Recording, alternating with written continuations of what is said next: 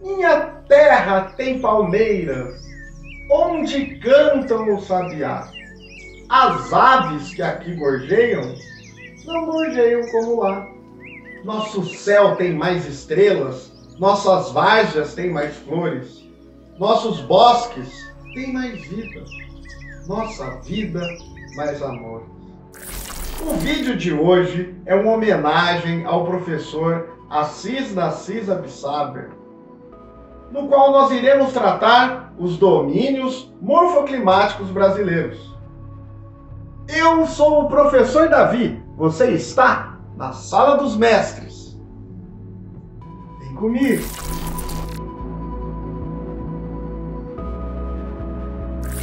Eu gostaria de agradecer a todos os que se inscreveram na Sala dos Mestres. E você que ainda não se inscreveu, não perca tempo, vai lá, se inscreva, deixa seu like, ative o sininho. Hoje faremos uma grande homenagem ao professor Absaber. Então, editor, sobe uma foto dele aí que ele merece. E eu vou falar um pouco dos seus estudos e de sua obra. Filho de pai libanês com uma mãe brasileira, Absaber nasceu em São Luís do Paraitinga. Trabalhou durante vários anos como professor do ensino básico, para posteriormente lecionar na Pontifícia Universidade Católica de São Paulo, a PUC, e depois na USP, Universidade do Estado de São Paulo, onde iniciou suas pesquisas na área de geomorfologia e logo passou a incorporar conceitos de diferentes áreas do saber, desenvolvendo centenas de pesquisas e trabalhos científicos e dando contribuições importantes para diferentes áreas, como ecologia, biologia, geomorfologia, geologia, arqueologia, além, é claro, da nossa geografia. Foi professor honorário do Instituto de Estudos Avançados da USP, doutor honoris causas na Unesp, na Universidade Federal do Rio, na Universidade Estadual do Rio e também na UDESC, além de membro da Academia Brasileira de Ciências. Palmas para o professor Absaber, porque ele merece. Um dos seus principais estudos está na organização dos domínios morfoclimáticos. Da interdependência desses fatores surgem os biomas ou ecossistemas, onde ocorre uma contínua troca de matéria e energia entre seus componentes vivos e não vivos. Um domínio morfoclimático, por sua vez, considera a combinação de uma série de elementos naturais e a forma como esses elementos interagem entre si, sem desconsiderar, é claro, os fatores antropogênicos, humanos. Assim, podemos dizer que, enquanto o bioma enfatiza a vida, o tipo das espécies e ecossistema, o domínio morfoclimático destaca os aspectos físicos, especialmente no que diz respeito à forma, como clima, vegetação, relevo, solo, hidrografia, e como eles interagem com a paisagem. Então, agora eu irei falar para vocês quais são os 6 domínios morfoclimáticos desenvolvidos pelo professor Absaber. Então nós temos o domínio amazônico, o domínio do cerrado, o domínio de mares e morros, o domínio da caatinga, o domínio das araucárias e o das pradarias, conhecido também como pampas, além das faixas de transição. Essas faixas de transição propostas pelo professor são áreas meio que indefinidas, que estão entre a paisagem de diferentes processos e que são complexas e merecem uma atenção especial. Vou citar 3 importantes para vocês. Sobe aí no mapa, editor, para ajudar a turminha. A Mata dos Cocais, o Agreste e o glorioso e famoso, super popular Pantanal. O domínio morfoclimático amazônico é o maior do Brasil e está praticamente todo localizado na região norte do país. O relevo ocorre majoritariamente por terras baixas e grandes depressões. O clima é o equatorial, quente e úmido, e as chuvas costumam ocorrer durante todo o ano, com a temperatura média entre 24 a 27 graus. A hidrografia é um dos pontos mais importantes, visto que nele fica situado a maior bacia hidrográfica do planeta Terra, a bacia hidrográfica do Rio Amazonas, no qual os rios possuem um grande volume d'água, como o próprio Rio Amazonas, o Xingu, o Rio Negro, entre outros. O solo é composto pelo latossolo e argissolos, que apresentam uma separação bastante nítida relativamente à sua cor. Em regra geral, o solo da região amazônica não possui um alto índice de fertilidade, visto que esta região, no seu passado geológico, já foi inclusive fundo oceânico.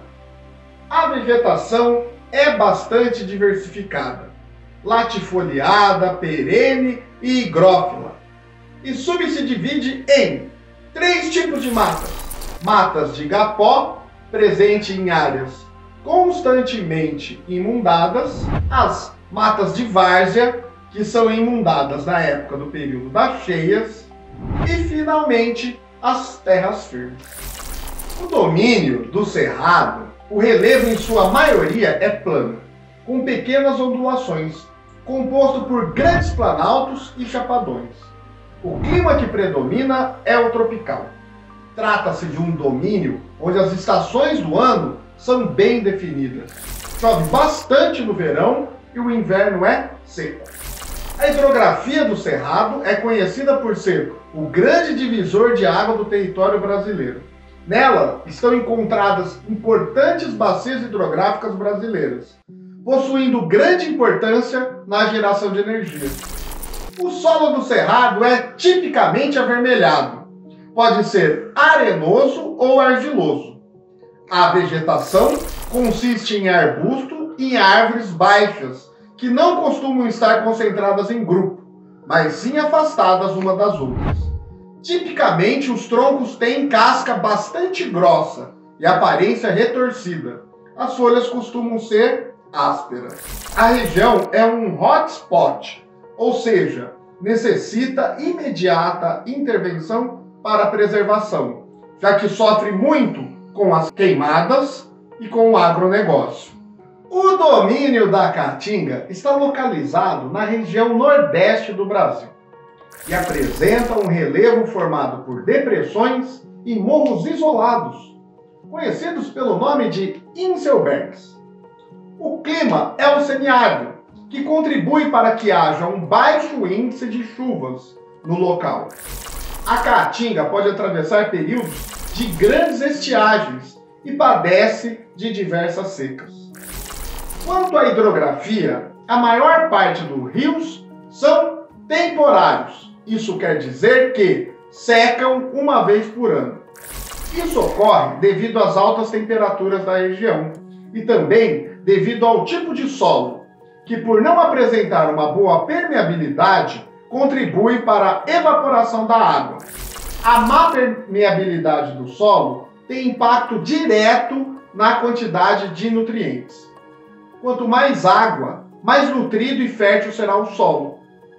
Os solos argilosos, por exemplo, têm mais nutrientes do que os solos arenosos, que contêm areia em 70% de sua composição.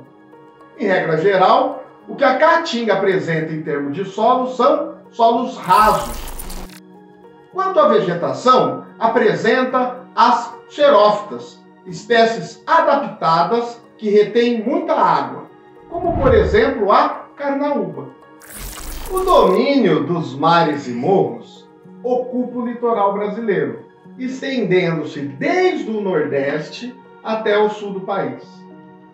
O relevo da região, que deu origem a essa designação, caracteriza-se pela presença de morros arredondados, planaltos e serras, dentre as quais destaca-se a Serra do Mar. O clima pode apresentar variações, de acordo com a sua região. Porém, o clima tropical úmido ou tropical litorâneo, como queiram, é o predominante, ocasionando altos índices de chuva. E isso pode fazer com que as encostas não sejam tão seguras e o risco de desabamento constante.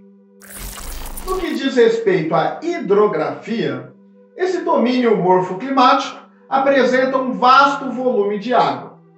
Apesar da abundância, grande parte dos rios apresentam sérios problemas relacionados principalmente com a contaminação e com a poluição.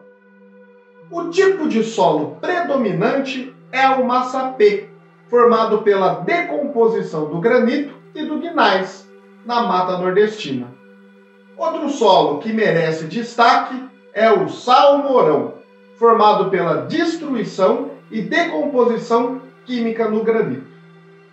Na região sudeste, por conta da boa irrigação, o solo dos mares e morros é considerado bastante fértil.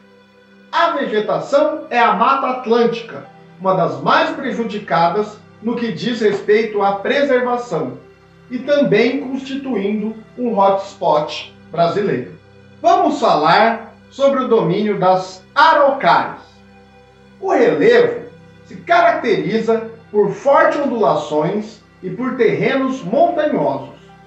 Nesse domínio se localiza o Planalto Meridional. O clima predominante é o subtropical. As estações do ano são bem definidas e por isso os invernos são rigorosos e os verões quentes. A distribuição das chuvas ao longo do ano costuma ser bem uniforme. No que diz respeito à hidrografia, a drenagem relaciona-se através dos rios da Bacia do Paraná e também da Bacia do Rio Uruguai.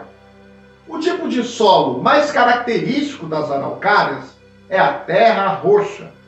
Apesar do nome, trata-se de um solo de origem vulcânica formado através da decomposição do basalto. A vegetação predominante é a mata de araucária, também chamada de matas do pinhais, que consiste em uma floresta de pouca densidade. No Brasil, ela concentra um único exemplo de coníferas.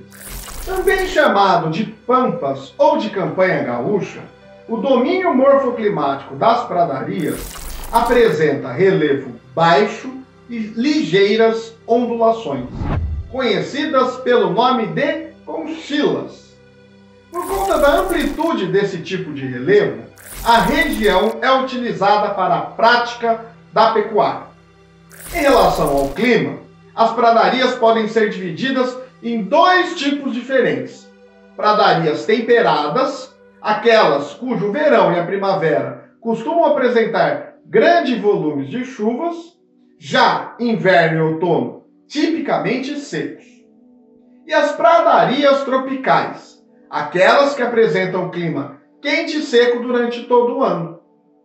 Quanto à hidrografia, os rios apresentam grande fluxo e são responsáveis pela drenagem interrupta desse domínio. Os solos das pradarias geralmente são profundos e de cor escura. A tonalidade da cor é originada da decomposição da matéria orgânica, o humus.